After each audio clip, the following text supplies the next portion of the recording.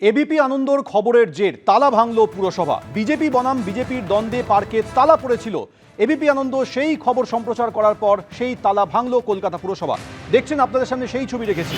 পুজোর দখল কার হাতে থাকবে তা নিয়ে বিজেপির দুই গোষ্ঠীর দ্বন্দ্ব তৈরি হয়েছিল। সেই দ্বন্দ্বের জেরে পুরসভায় তালা পড়ে গিয়েছিল।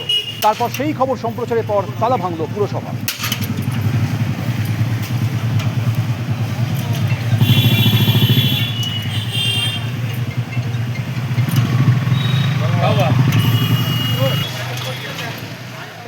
সুরেন্দুদা বলছেন ধর্মের অপমান চলবে না।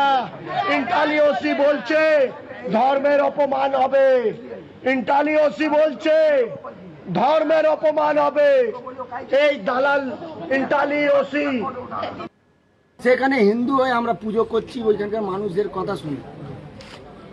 আর এই মিরাজ গিয়ে বলছে রিটার্ন দিতে দেবো, মিরাজ দেবো দেবো রিটার্ন দেবো, তোর নামে দেবো। হাইকোর্টে রিট ফাইল, বুঝে গেছি।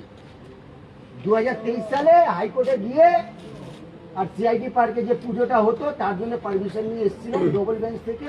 এবার ডবল বেঞ্চে যাবো, তোর অবস্থা দেখবি। দালালি করছিস, কর দালালি কর।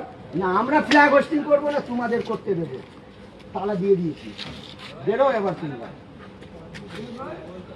লালবাজার থেকে ডাকো, ভবানী ভবন থেকে